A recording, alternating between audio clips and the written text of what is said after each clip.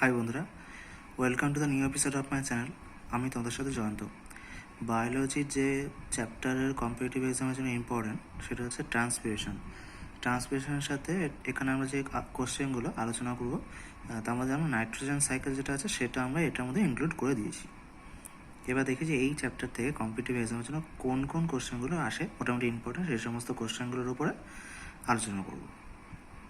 প্রথম প্রশ্ন, loss of water in form of vapour from aerial part of plant. কী বলা হয় এই যে প্রক্রিয়াটা, এই প্রক্রিয়াটার নাম হচ্ছে ট্রান্সপিরেশন, হচ্ছে বাষ্পমোচন। Second question, the terrestrial habit effect which temperature and rainfall. The terrestrial habit effect which temperature and rainfall.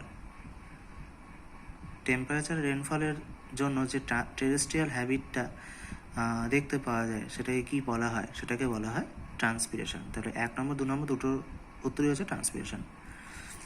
Next 3 নম্বর প্রশ্ন, ট্রান্সপিরেশন ইজ ফিজিক্যাল না কেমিক্যাল মেথড। ট্রান্সপিরেশনটা হচ্ছে একটা ফিজিক্যাল মেথড। 4 নম্বর প্রশ্ন, ট্রান্সপিরেশন ইজ কন্ট্রোল না আনকন্ট্রোল। ট্রান্সপিরেশন কিন্তু control process, ঠিক আছে। 5 নম্বর প্রশ্ন, ইম্পর্টেন্স অফ ট্রান্সপিরেশন। ট্রান্সপিরেশনের ফলে কি হয়, উদ্ভিদের যে আসল যে ব্যাপারটা সেটা হচ্ছে অ্যাসেন্ট অফ স্যাপ, মানে হচ্ছে রসের উস্রোত, এই জিনিসটা ঘটে। এক্সট্রা যে জলটা সেটা বাইরে বেরিয়ে গেলেই তো মূলরম দ্বারা জল শোষিত হবে। 6 নম্বর প্রশ্ন, excessive transpiration of plant is called.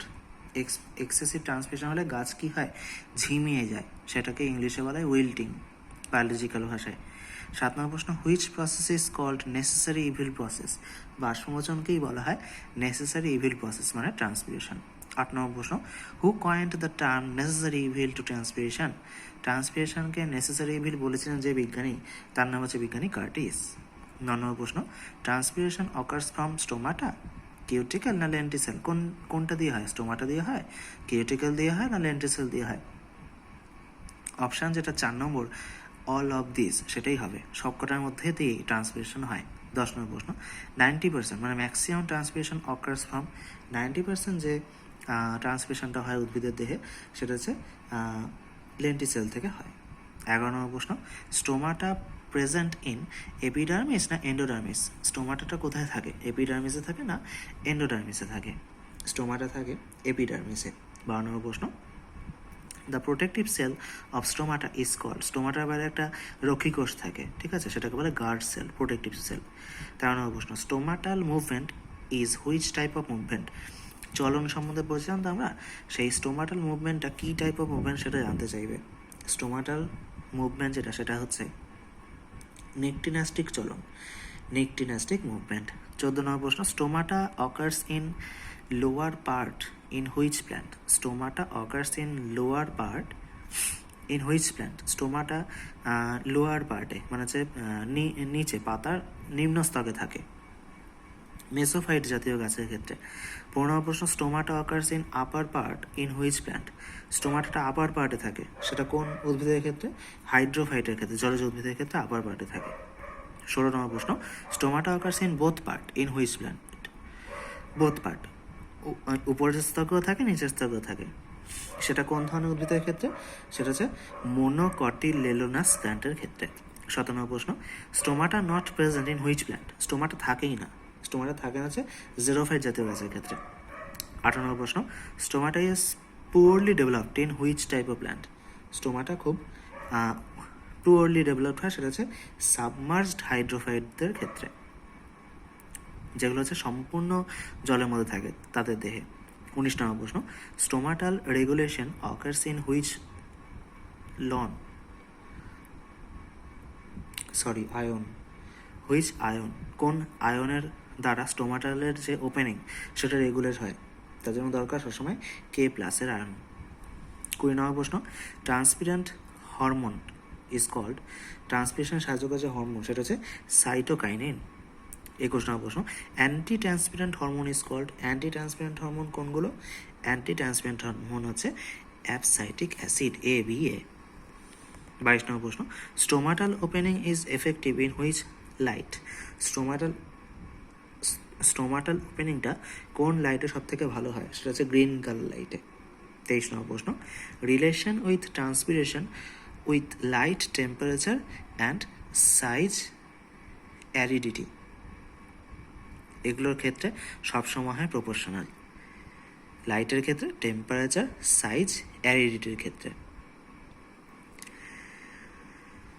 Proportional সম্পর্ক এগুলোর ক্ষেত্রে। আচ্ছা, 24 নম্বর প্রশ্ন, relation with transpiration with humidity, soil temperature, concentrated of carbon dioxide and ABA concentration, এগুলোর ক্ষেত্রে হচ্ছে সবসময় ইনভার্সলি প্রপোর্শনাল, মানে এগুলোর ক্ষেত্রে ব্যস্তানুপাতিক সম্পর্ক।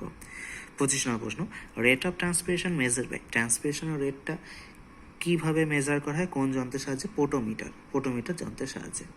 26 নম্বর প্রশ্ন, stomata opened in day and closed in night is called, স্টোমাটাটা দিনের বেলা খোলা থাকে এবং রাত্রিবেলা বন্ধ হয়ে যায়, সেই যে গাছগুলো সেই যে স্টোমাটা, সেগুলোকে কী বলে? সেগুলো হচ্ছে, যেহেতু দিনের বেলায় অ্যাক্টিভ হয় তার জন্য সেটা হচ্ছে ফোটো অ্যাক্টিভ স্টোমাটা। আর stomatal open in night and closed in day is called, 27 নম্বর প্রশ্ন সেটা হচ্ছে স্কোটো অ্যাক্টিভ স্টোমাটা, উল্টোটা। 28 নম্বর প্রশ্ন, photoactive stomata found in which plant, photoactive stomata কাদের দিয়ে দেখতে পাওয়া যায়? কোথায়? মেসোফাইট জাতীয় গাছের ক্ষেত্রে। আর 29 নম্বর প্রশ্ন, scotoactive stomata is found in which plant, scotoactive দেখতে পাওয়া যায় হচ্ছে ক্যাম্প প্ল্যান্টের ক্ষেত্রে বা জেরোফাইট জাতীয় গাছের ক্ষেত্রেও দেখতে পাওয়া যায়। 30 নম্বর প্রশ্ন, which fungicide helps as artificial antitranspirant, কোন ফাঙ্গিসাইডটা আর্টিফিশিয়াল অ্যান্টি ট্রান্সপিরেন্ট রূপে কাজ করে? 30 নম্বর প্রশ্ন, PMA, সেটার ফুল ফর্ম হচ্ছে ফাইনইল মার্কিউরিক অ্যাসিটেট। 31 নম্বর প্রশ্ন, release of water from aerial plants in liquid form is called, aerial part, যদি বাষ্পর মাধ্যমে জলটা না বেরিয়ে ডিরেক্ট জল বেরোয় তো সেটাকে কী বলে? সেটাকে বলা হয় গাটেশন। 33 নম্বর প্রশ্ন, percentage of nitrogen in air, নাইট্রোজেনের পার্সেন্টেজ কত? নাইট্রোজেনের পার্সেন্টেজ হচ্ছে 77.17%। 32 নম্বর প্রশ্ন হচ্ছে, গাটেশন অকার্স থ্রু, গাটেশনটা কোথার মাধ্যমে হয়, কোথা দিয়ে হয়? গাটেশনটা হয় হাইড্রাথোডের মাধ্যমে, হাইড্রাথোড। 34 নম্বর প্রশ্ন, huge source of nitrogen is by which, huge source of nitrogen আমরা পাই ভলকানিক ইরাপশনের মাধ্যমে। 35 নম্বর প্রশ্ন, enzymes involved in nitrogen fixation is, nitrogen ফিক্সেশনে যে এনজাইমটা কাজে লাগে বা সাহায্য করে সেটা হচ্ছে নাইট্রোজেনেসিস। 36 নম্বর প্রশ্ন, পিগমেন্ট প্রেজেন্ট ইন লিগুমিনাস প্ল্যান্ট, লিগুমিনাস প্ল্যান্টের ক্ষেত্রে পিগমেন্ট, কোন পিগমেন্ট থাকে? Leg haemoglobin. 37 নম্বর প্রশ্ন, Azotobacter, Clostridium is the example of, Azotobacter, Clostridium এই এক্সাম্পলগুলো হচ্ছে নাইট্রোজেন ফিক্সেশন ব্যাকটেরিয়ার উদাহরণ এগুলো। আচ্ছা, 38 নম্বর প্রশ্ন হচ্ছে, Bacillus ramosus, Bacillus vulgaris is the example of, এগুলো হচ্ছে অ্যামোনিফাইং ব্যাকটেরিয়া। 39 নম্বর প্রশ্ন, Nitrosomonas Nitrobacter is the example of, Nitrosomonas Nitrobacter এগুলো কিসের এক্সাম্পল? এগুলো হচ্ছে নাইট্রিফাইং ব্যাকটেরিয়ার উদাহরণ। 40 নম্বর প্রশ্ন, Pseudomonas Micrococcus is the example of, এগুলো হচ্ছে ডিনাইট্রিফাইং ব্যাকটেরিয়ার উদাহরণ। 41 নম্বর প্রশ্ন হচ্ছে, man cannot access nitrogen from air due to lack of, man nitrogen নিতে পারে না, বায়ুমণ্ডল থেকে নাইট্রোজেন কেন নিতে পারে না? তার কারণ ম্যানের দেহে একটা জিন নেই, মানুষের দেহে, সেটা হচ্ছে নিফ জিন নেই বলে মানুষরা বায়ুমণ্ডল থেকে অক্সিজেন নিতে পারে না। 42 নম্বর প্রশ্ন, nitrogen helps man formation of, নাইট্রোজেনটা মানুষের দেহে কী কাজ করে? প্রোটিনের ক্ষেত্রে থাকে, ডিএনএ আরএনএ গঠনের ক্ষেত্রে দরকার হয় নাইট্রোজেনটা। আর 43 নম্বর প্রশ্ন, নাইট্রিফাইং ব্যাকটেরিয়া আর অটোট্রফ না হেটারোট্রফ, এটা হচ্ছে অটোট্রফ। তো বন্ধুরা, সমস্ত রকম আপডেট পেতে এই চ্যানেলটা সাবস্ক্রাইব করবে, যদি ভালো লাগে তাহলে অবশ্যই লাইক করবে, আর যদি কোনো কথা থাকে তাহলে অবশ্যই কমেন্ট করে জানাবে, আর ফ্রেন্ডসরা যাতে খুব ভালোভাবে দেখতে পায় চ্যানেলগুলো তার জন্য শেয়ার করবে, আর নোটিফিকেশনের জন্য বেল আইকনটা প্রেস করে দেবে। খুব তাড়াতাড়ি আসি নেক্সট এপিসোড নিয়ে। টাটা।